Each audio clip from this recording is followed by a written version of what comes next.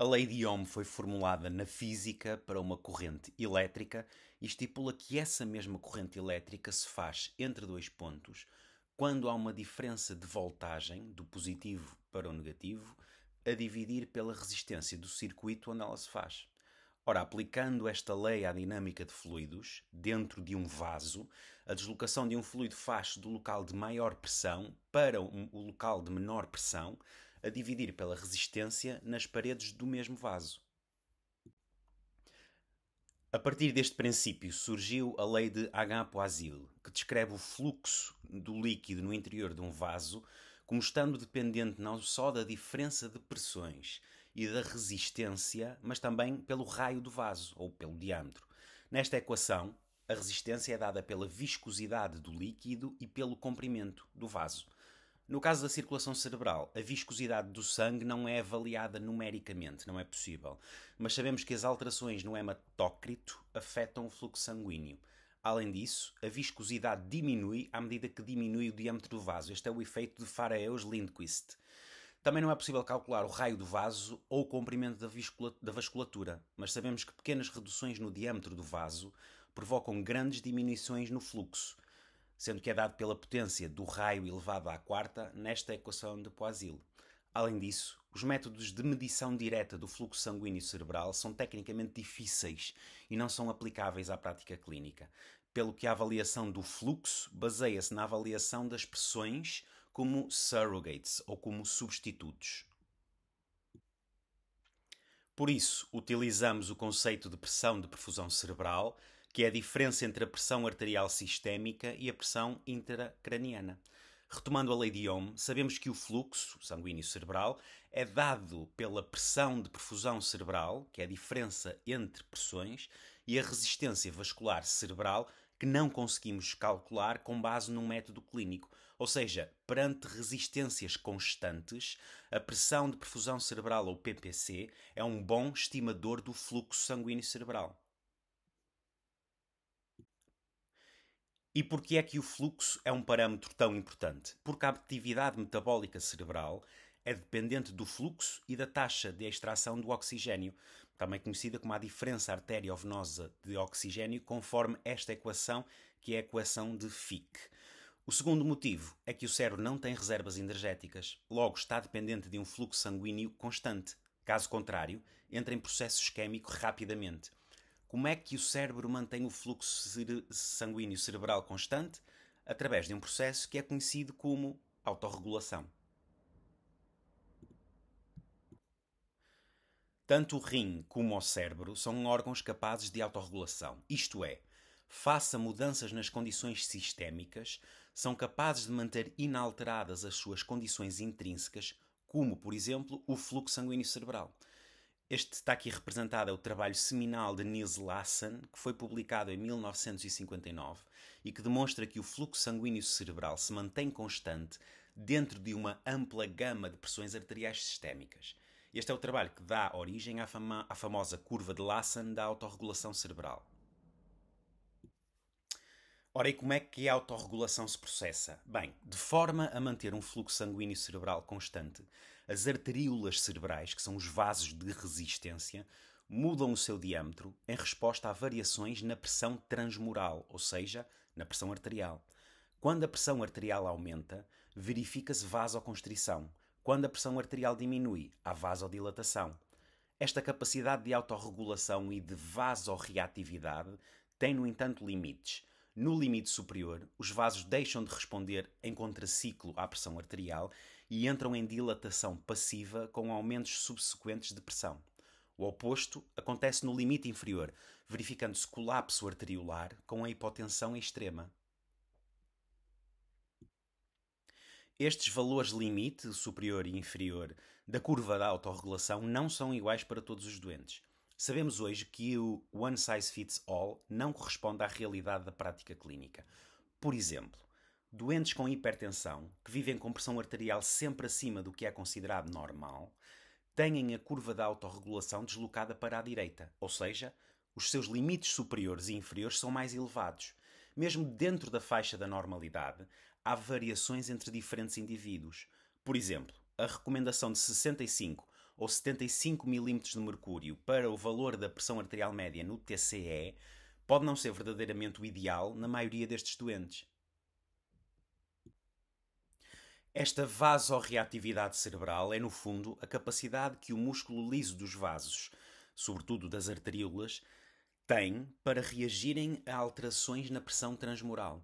Quando a reatividade está preservada, alterações na pressão arterial sistémica produzem modificação de sentido inverso no volume sanguíneo cerebral, ou seja, para manter o fluxo sanguíneo alterado. Isto, por sua vez, repercute-se na pressão intracraniana.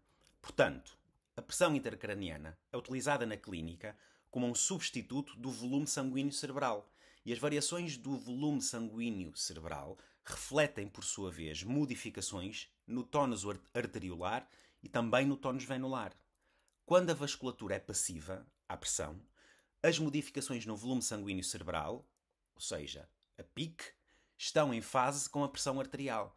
Quando a vasculatura é reativa, ela estará em contrafase.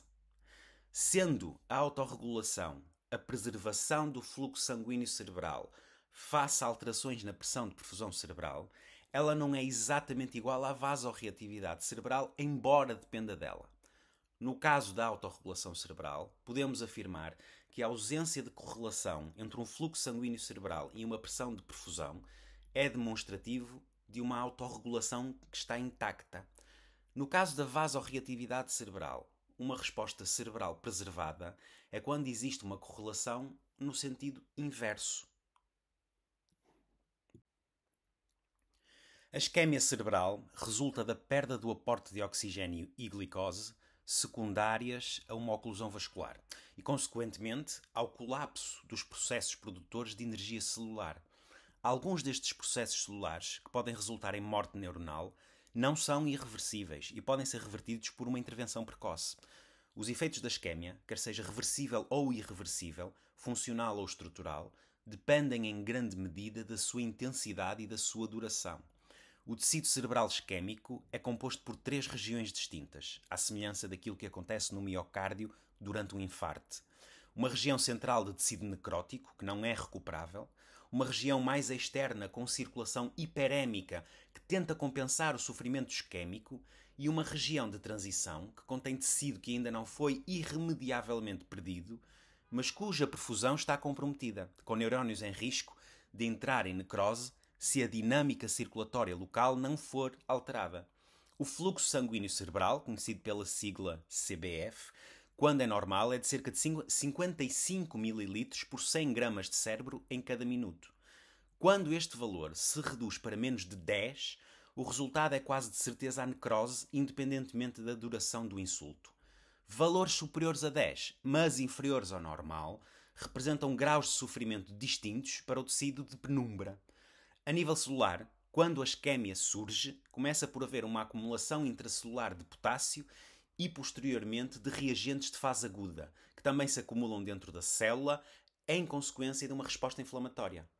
Desenvolve-se depois uma desnaturação das enzimas e das proteínas intracelulares.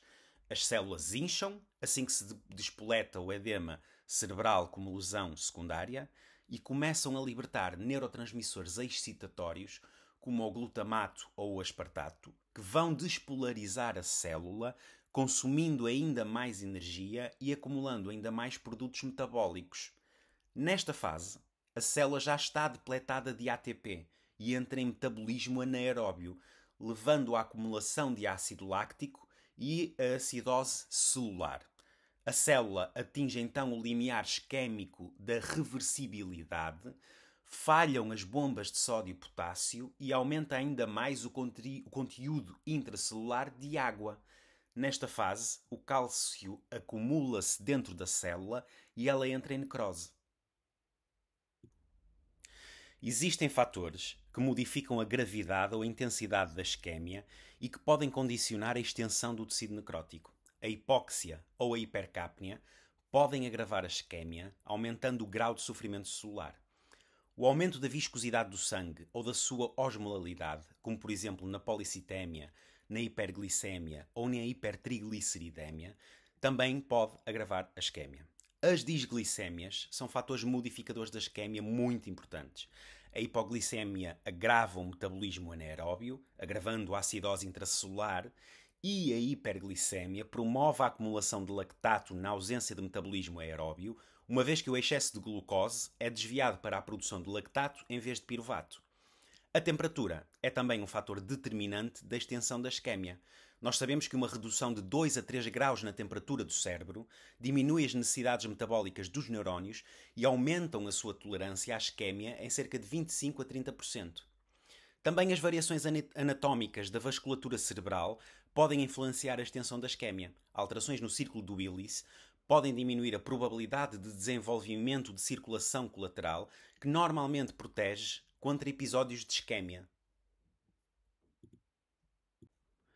A circulação colateral do cérebro é um dos fatores mais importantes que influenciam a extensão de uma lesão na sequência de uma oclusão vascular. A colateralidade é dinâmica, ou seja, perante uma estenose progressiva numa das artérias, a circulação colateral vicariante vai-se desenvolvendo para colmatar essa diminuição do fluxo. Anatomicamente, a circulação colateral faz-se por um de 6 caminhos. Pelas artérias comunicantes posterior e anterior do círculo do Willis, entre a artéria carótida externa e interna através da artéria oftálmica, por fluxo retrógrado através de uma artéria vertebral quando a outra está ocluída, através das artérias cervicais profundas, tirocervicais e occipitais, que são ramos da subclávia ou da artéria carótida externa, através de anastomoses leptomeníngeas arteriais e também através do sistema capilar anastomótico entre ramos arteriais que são adjacentes. O edema cerebral que resulta do processo isquémico é denominado citotóxico, uma vez que é despoletado pela falência dos mecanismos homeostáticos da célula. Mas há outros tipos de edema. Nos tumores cerebrais, o edema é causado essencialmente por alteração na permeabilidade dos vasos, causada por disrupção destes pela presença da massa tumoral. A distinção entre estes dois tipos de edema é fundamental, uma vez que o edema vasogénico trata-se com corticoides, ao passo que o edema citotóxico não responde aos corticoides. Existem ainda outros tipos de edema cerebral. O edema intersticial, que é causado por transsudação do líquor a partir dos ventrículos no caso de uma hidrocefalia. O edema hidrostático, que é causado pelo aumento da pressão hidrostática dentro dos vasos, é o caso do edema causado pela encefalopatia hipertensiva. Ou o edema hipoosmolar, que surge em casos como na hiponatrémia.